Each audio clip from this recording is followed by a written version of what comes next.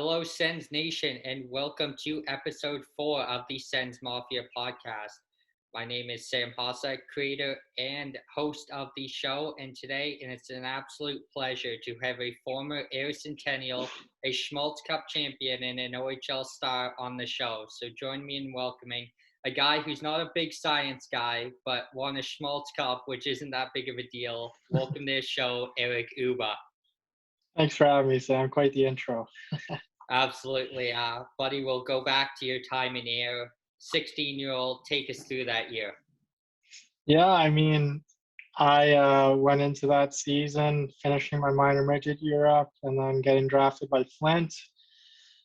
And then that summer, I thought I was able to make junior B. I thought I was more than capable of playing at that level. And then things just didn't really pan out that way. And I had the choice of playing midget or playing in air. And I ultimately wanted to play junior hockey and wanted to play against older players. So I went with air, and I'd say I made the right decision. It was quite the year. One of my most memorable years of junior for sure. Absolutely. And the moment the horn went off in that Schmaltz Cup game, what was going through your head as you were a champion? Yeah, I think that series against Port Hope, we were down 3-1.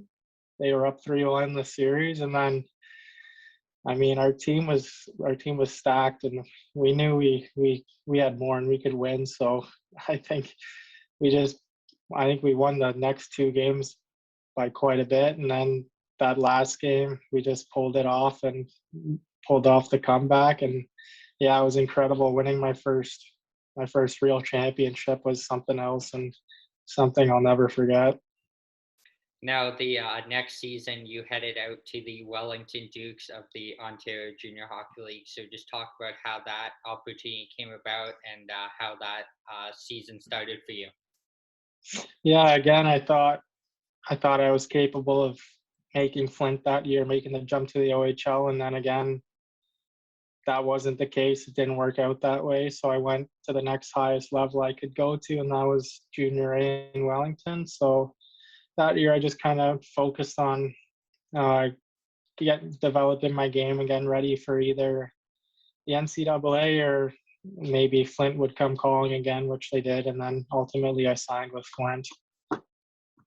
Now, at one point in that year, not sure what came first, but you played 4 games with Flint. But before we get to that, your time with the Oakville Blades, obviously, trade happened there, I'm guessing. So just talk about that and your short stint with them. Yeah, it was a short stint. I think I got traded right at the deadline, and I played. They had 12 games left in their season. I played those, and yeah, it's a really good organization. Their facilities are great, and I think we wanted to make a longer playoff run than we did. We won our first round against the Junior Canadians, and then I think we went to Game 7 against the Toronto Patriots that year, and they were the top seed in our division, and they knocked us out. But it was a great organization. I like playing for them. Now, take us through the day of you signing with the Flint Firebirds. Where were you when you got the call and just the excitement you had?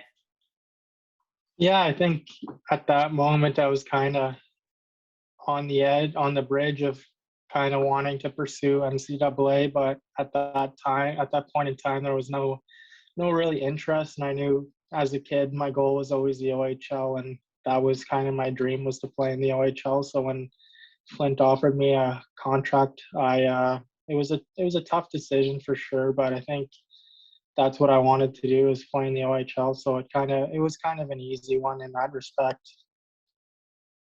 Now, take us through your rookie year with the Flint Firebirds. How'd it go and how do you do personally? Yeah, so not many players go into their rookie year and they're in the OHL in their third year of junior, and that was the case for me. I was a late bloomer, and some guys, they'll play a 16-year-old year in the OHL or even a 17-year-old year, and they kind of have some time to adjust. And that wasn't the case for me. I knew I had to go in there with and just give it all I had. I didn't really have any time to kind of get comfortable with things. I was thrown right in the fire, and I knew that, and I took on that role, and I had a really good year, I'd say for sure. I had I think 42 points as a rookie, which is pretty good on a. And I think that year I was on the top line for most of the season. So yeah, obviously I was really happy with it, and I worked hard to get to that point. So it was good to see it show off. Now in Flint, you played with some top guys like Ty Delandria and Jake Durham. Just talk about the leadership you saw from those two. Yeah, Deli's a hell of a player, and he's gonna have a ton of success in the NHL. And he's already kind of making his role on Dallas. And yeah, he was a really easy guy to play with, like nice and so responsible, and made it easy playing with him. And then yeah, Durham that year, I think he had his best year in junior. He had I think he had over 30 goals. He was every shot he took, it seemed like he scored. So definitely picked up a couple assists from him. Now, during your time in Flint, what was your favorite road trip to go on? Road trip, I'd say making the Kitchener Guelph road trip, Kitchener Guelph London. I mean, playing in Kitchener, that's my hometown. So every time I could play in the odd was a big game for me. And then yeah, playing in Guelph as well, quick drive for my family to make. And then in London, Budweiser Gardens kind of speaks for itself. Both those rinks are awesome venues to play in. Now, one thing rookies usually get when they go back to their hometown is a rookie lap. So, did you get that in Kitchener, and how did it go for you? Hopefully, it didn't fall Uh, off. no, I didn't get a rookie lap actually. I think I was a little too old for that. I was in my third year, so I avoided the rookie lap. Now, a couple guys that play on Flint that you would have played with, Ethan Keppen, he asked why you got scratched in Kingston in your rookie year. Yeah, that's a that's a good story. Yeah. So that we were on our Ottawa Peterborough Kingston road trip, and I think it was the last weekend before Christmas break. So guys were looking forward to going home and whatever. So we first night we played Peterborough on a Thursday, I think, and then we played Ottawa Friday night, and then we had Kingston Sunday. So we finished our game against Ottawa Friday, and then we had a day off the next day, and we were in Ottawa. So I think guys wanted to venture out into the town, and coach gave us a curfew of 12 o'clock. Me and my buddy Fedor Gordeev, we kind of found ourselves at a Ottawa establishment a little past curfew, and we came back to the hotel that night, and I guess the coaches were on to us, and we got caught. And that was kind of our consequence, was getting scratched against Kingston. But I mean, those are the memories you look back to in junior hockey, and those are some of the moments you just kind of they're lessons for sure, but they're also moments you just kind of laugh at and good stories. And yeah, that's just junior hockey. Now, the other guy that you would have played with is Dennis Busby. He asked why the boys used to call you Scuba. That name I think was just from Captain, and I don't know. I think in my first year I played 4 games in Flint, and I wasn't really comfortable with the team. Didn't know many guys, and was just quiet. And then on the bus, every time Captain would look at me, he'd just be like "Scuba, Scuba." I don't know. That's just what he called me, and that's kind of what he called me. Yeah. Now, transitioning into the 1920 season, you were traded to the Guelph Storm. Just talk about that trade a little bit and how you found out about that. Yeah. So that was a that was a trade. I went to Guelph. I was excited when I got the call that I was going to Guelph. It was they were coming off a championship, and they had a lot of guys leaving, so it left a big hole in their lineup and an opportunity for me to fill that gap and kind of get more playing time and more exposure. And then yeah, Guelph couldn't have been a better fit for me, living close to home, the city. My parents could come to every home game. It was just a really good fit, and I think I made the most of it. And yeah, I love the city of Guelph.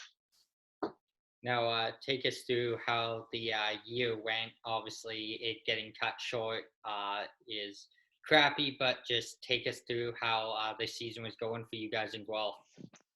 Yeah, so that year we obviously they won a championship. A lot of guys left, so there wasn't really any expectations that we were going to be good. Let alone we uh, we were first in the Western Conference going into Christmas break, so that was a big milestone for us and kind of proving everyone wrong. And then for myself personally, I found a really good fit in Guelph. I was playing on the top line, getting lots of minutes and lots of exposure. So all things considered, it was just an excellent fit for me, and I think I made the most of it. And it really helped develop my game. And then yeah, we after Christmas break, we went on a bit of a losing streak. I think we went up to 12 games. I want to say maybe more, and that kind of cemented us into the middle of the pack while teams like London and Kitchener were loading up. But it would have been nice playing in the playoffs against Kitchener and kind of trying to make an upset. Now, obviously, season gets cut short in March. Take us through where you and the guys were when you kind of got the call saying that the season was going to be put on pause. Yeah, so I think we had a game. We had a game that night, I want to say, and then after the game, we looked on our phones and we saw Twitter was saying the NBA was canceled. Like the NBA completely shut down. And then we're like, oh shit! Like this isn't gonna affect us, is it? And then sure enough, the next day we got a call to the rink, and then it's pack your bags, go home. We don't know when we'll be back, but you guys got to go home. And honestly, I think a lot of the guys in the room thought it would just be a 2 week thing, a month thing. We'd get back to playing, and then here we are over a year later. It's incredible. Yeah, as you mentioned, obviously other leagues like the Western Hockey League and the Quebec Major Junior Hockey League, who are part of the CHL, like the OHL, they've been going for months. OHL's petitioning to try and get a season. So, what are your thoughts on that, and how hard has it been to not be playing for the last 5 6 months? It's been terrible. Like it affects every age group, but for in my position, I was going into my overage year. That's a big year for a lot of guys to kind of have their last shot to get a pro contract, and that was what I was going into the season with, hoping to play, and then to not have that opportunity is just brutal. And then yeah, to see the WHL, they've been playing for a couple of weeks now, and being left in the dark with the OHL not saying anything, like it's almost laughable at this point. Like, yeah, you can't really explain it. It's just a joke. Like, I don't know. Hopefully they'll figure it out. Now, we've grilled you enough for now, so we'll have a little bit of fun before we wrap things up. But best and worst chirper on the Guelph Storm. Best and worst chirper, honestly, our team didn't really chirp much. I don't really recall a guy that would chirp much. I think in Flint, though, Jake Durham takes the cake for that. That guy runs his mouth like crazy. I think every opponent he plays against hates him because he's nonstop chirping. He's always in guys' ears. But in Guelph, no, nothing really. Favorite guy in the OHL to play against? Play against? Um, I don't have a favorite player in particular. I'd say just playing against Kitchener and London, like those games are incredible and they're easy to get up for, and it's a big moment. So those games are probably the most fun to play in. Favorite memory from a bus trip in the OHL? Honestly, those are some of the best memories you have. We'd always play cards and we'd always have a good time on the bus, passing the time. So yeah, bus trips are something you always look back on and kind of miss in a way. Now, obviously, you were a 16-year-old in Junior B. or junior C. So, what advice would you give to a 16-year-old that's coming into their junior B season with the Air Centennials? Yeah, advice for 16-year-olds, I'd say just put your head down and work. Like you're not owed anything at that level. You gotta earn it. Just because you're a 16-year-old, you can, if you work hard enough, you'll still be on the first line if you deserve it. So I think just put your head down and work, and obviously respect the older guys. You know, just respect them, listen to them, take their advice, and help them guide you to kind of be a leader yourself. So that's my advice. Now, another fan question we have, our captain Sean Kowalik wants to know the best golfer you know. Yeah, Sean's a pretty good golfer, not gonna lie, but I'm making a comeback. I'm getting into golf more, and I think I'll beat him this summer. I already outdrive him by about 75 yards, so just got to clean up the short game, and I'll beat him. Who are some of your OHL buddies that you'll golf with in the summer? Uh, OHL buddies, not many. I don't golf with it. A lot of my buddies, we have memberships at the Golf Country Club, so that's where we usually golf. Yeah. Do you golf with Nate Allenson at all? No, I haven't. We did when we were kids and at Whistle Bear, but no, I haven't in a couple of years. Yeah, he's a good guy. I know he's from Yeah, Waterloo area. yeah. So obviously, Western Conference in the OHL, your entire career there. What is your favorite Eastern Conference city to visit? Um, Favorite Eastern Conference city, I'd say going up to Ottawa and making that road trip. It's a long bus ride, but obviously I enjoy the bus rides. And then playing in Ottawa the last couple of years, they've had some pretty incredible teams. So kind of getting some exposure against guys like playing against guys like that is always fun. And then yeah, the city of Ottawa is a good time. Now, obviously, unfortunately, if the OHL season doesn't come around, your junior career wraps up. So, what can you take away from the years you've had of junior hockey so far? Yeah, I think my years in junior have been the most growing years I've had. I think I've developed as a player and as a person like incredibly throughout my career in the OHL. So I think just taking those life lessons you learn and those kind of leadership moments you're put in is just it's really important carrying on and whatever you do with your life, just those leadership qualities you learn, and then obviously the coaches and mentors you have is just you got to just be a sponge when you're in the OHL and kind of take it all in and learn from everything. Absolutely. Well, on behalf of the Cens Mafia podcast, I'd like to thank Eric Uber for coming on and chatting about his time in air and his junior hockey career. Thanks. Thank you.